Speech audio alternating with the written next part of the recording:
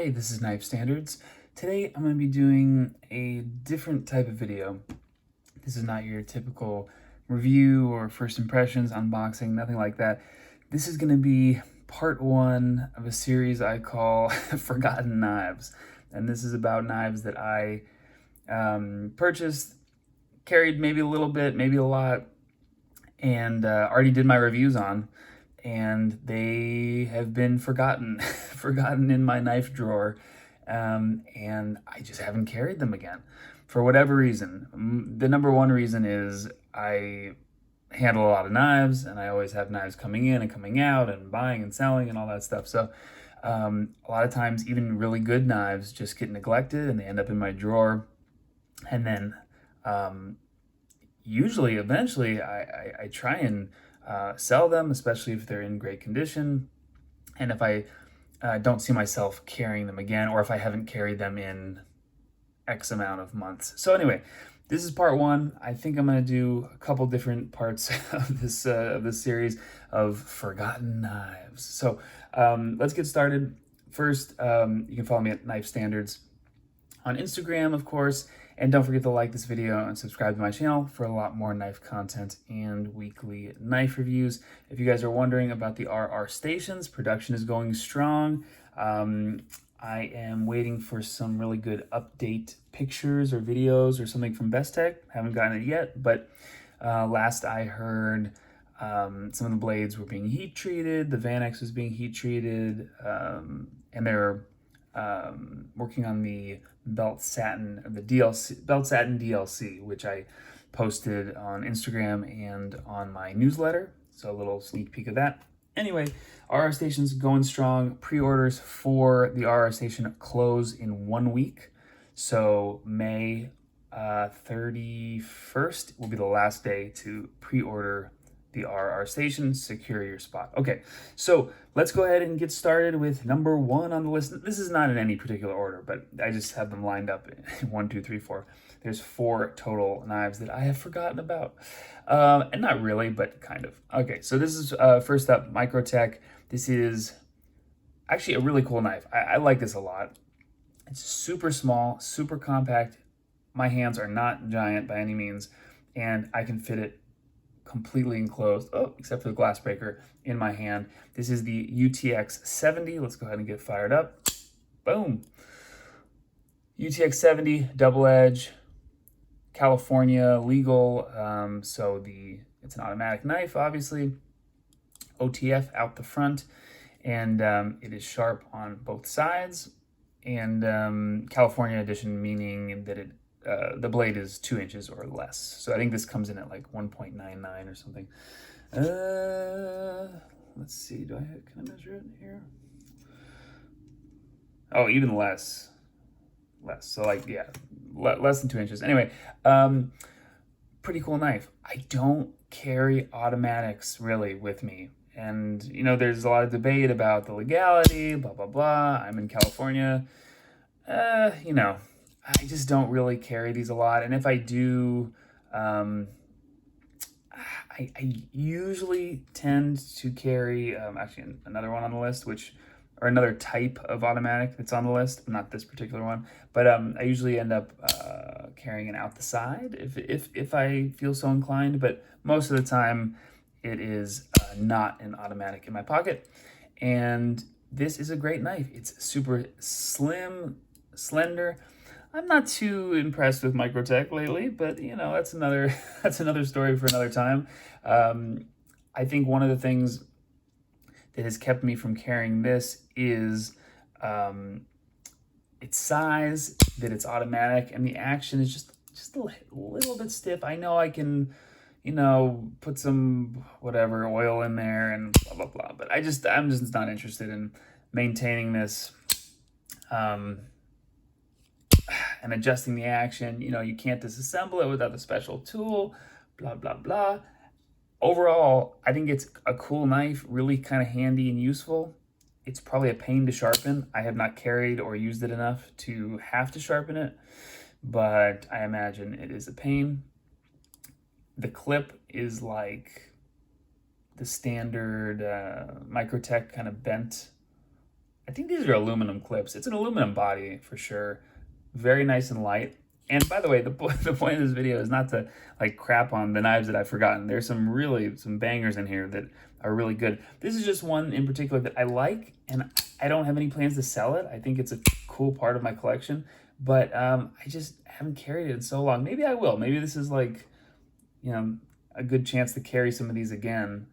Maybe even do like a re-review of some of these. But anyway, the size is great. I like the UTX70 better than the UTX85.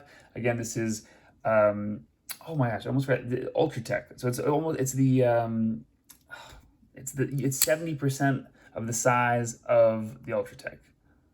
Is that right? Yeah, I think so. Okay, anyway, Microtech, cool. First on the list. Second up, we have just a beast of a knife, which I actually really like a lot. This is from Vero Engineering. This is the Vero Synapse XL. You can see how beastly this thing is. I mean, it just takes up the whole screen. Really comfortable. I think this is my favorite Vero. And the reason being some of the hot spots and things that I didn't enjoy too much about, for example, the Synapse Mini or the Axon, and you know the clip, just ergonomically, this does not bother my hand at all for whatever reason, because it's bigger, the way it kind of sits in my palm, it's extremely comfortable.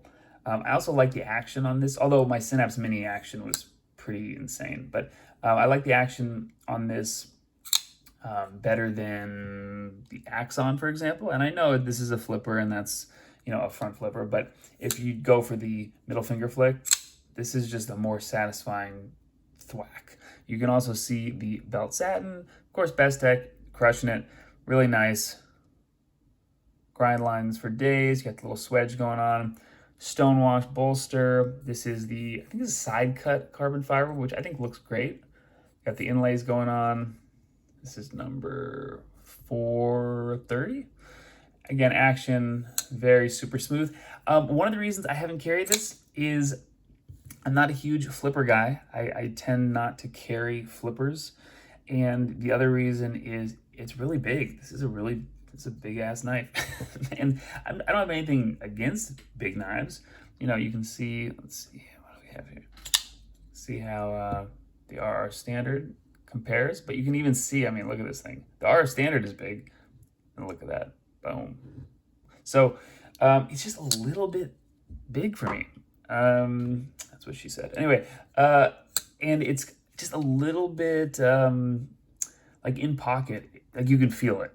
When I carry the RR standard or some of these other knives, for example, let's see, if I'm carrying this guy from the 9 from Quiet Carry, I just don't really feel it in my pocket. And of course, it's a smaller knife, it makes sense, but this is called the XL. But it's just a little bit much, so I tend not to reach for it. And it's a great knife. I mean, again, I have no plans on selling this guy. Fun to flick from the little, what do they call it? The V spot or whatever they call it. That little cutout. The clip is okay. I know people have an issue with the retention, that it's super tight and hard to get in and out of pocket.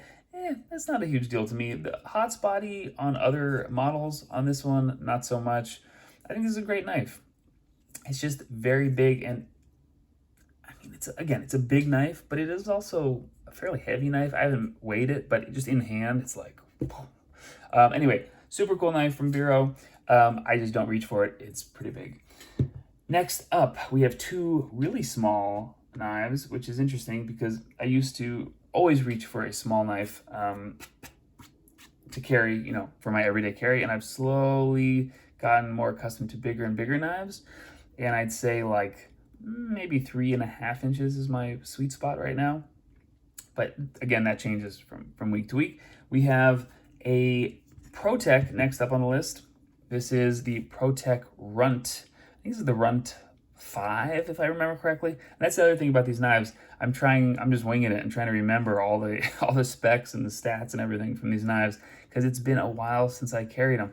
I think this is an awesome knife. I think Protech is really cool. I always have a good conversation with them every time I'm at CCKS. They're always fun to talk with. Of course, this is an automatic button. Boom. I mean, the spring is just ridiculous. Got 20 CV, nice stone wash on the blade. Of course, you can see a theme here with the blue aluminum, which I like a lot, especially on automatics. The clip is good. Again, it's not my favorite type of clip with this swoop, but as far as hotspots go, zero, very comfortable. It works in and out of pocket. And of course, you guys know I love those recessed screws and kind of sunken into the scale. Also, I like this kind of scalloped jimping. It's really nice. That's a really nice touch. And of course, you got the kind of, what are we calling that? Warncliffe, reverse tanto E? What are we calling that blade shape? Reverse tanto, I guess. I don't know. What would you, yeah. I don't know. I know half of you will call it a Warncliffe. So anyway, but really, really solid knife. This I use more so kind of as my dedicated, or well, I should say I did use this as my dedicated kind of box opener, or that was the plan at least. And then I just got lost in the drawer, you know, the tales of the forgotten knives. But that was the plan for this, and I used it for a little bit to open up my Amazon packages and all that, because it really is. I mean, this is like super fast deployment, boom.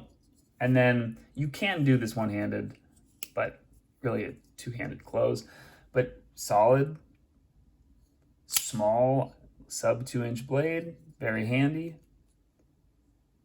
Protech manufactures and does all their stuff here in Southern California. Pretty solid knife, but again, I just, you know, sometimes these things get pushed to the back of the drawer, and that's where this one has been sitting. I really like this though. I feel like I should carry this more. All right, next up and last up, we have something from Chavez. This is the Chavez Tac, the tiny ass knife. This is a small flipper, and this was, I feel like it was his first flipper, but I also remember someone being like, no, it wasn't his first flipper. Blah, blah, blah was his first flipper. Anyway, this is the first flipper from Chavez that I owned. And this is also one of the, I'm trying to think if, did I have a Chavez before this guy? This is my first Chavez? It was quite a while ago. Now I have quite a few. I got my Silver Bullet. I got the Street, Rendition Street. And of course, the Silver Bullet is the 229, which is just the bigger version. But this is a cool knife. A lot of people like trash this knife. And I think, I don't know. My theory on this is it had been a while since Chavez came out with a knife. And I think that might have been due to production delays or, you know, pandemic-y stuff, whatever. Because I think that was right around the time, like kind of coming out of that era, and I think there was a backlog of stuff. So these were delayed, I think, if I remember correctly. And I think people were expecting and wanting the Renditions and the Streets and the 229s, and they were expecting this type of knife, and what they got was a tiny ass flipper. And it's, now looking at this, you kind of see his flipper style with the new flippers that just came out, the kickstop. But I actually really like this knife, and people were not impressed with this. They didn't really like the tack, and you know, some of the criticisms were the edges were rough and it was unfinished, blah, blah, blah. But that's kind of the Chavez thing. Of course, this is an M390. You still have a very similar compound grind, which looks great. I think this knife is solid. This is also the knife in one of my videos on Instagram that just went wild viral. It has, like, by far the most amount of, I should double check that. At one point, it had the most amount of views and plays and shares, like crazy numbers. And the video featured this knife. So go check that out if you're interested. Again, skull clip. This is a cool knife. Again, it's just, you know what? There's a theme here. These three are just a little bit too small, kind of for my everyday carry. Maybe as kind of like a backup would be great. And this one is just a little bit too big. So there you go. For me, for my sweet spot, you're looking at something more along the lines of that, which is, we can measure it up. Let's see, got, what is the 9? The 9 is about, yeah, 3 1/4, 3 1/2, somewhere right around there. So again, this has been Tales of the Forgotten Knives. I think I'm going to do a part 2, part 3, and kind of go through my knife drawer. There are a couple that I am planning on selling, but I'll give you guys a heads up. Oh, I am selling. I am selling this. This is to me, this is a cool knife. It's kind of bad, like but I did some cool ano on it. Got the gold ano, this kind of light blue fade, and then this kind of purpley gold. It's a flipper. It kind of sucks, but it's also kind of cool. And it has the mirror blade. It's 440C. Anyway, I am selling this guy super, super cheap. I'm just clearing out space in my knife drawer.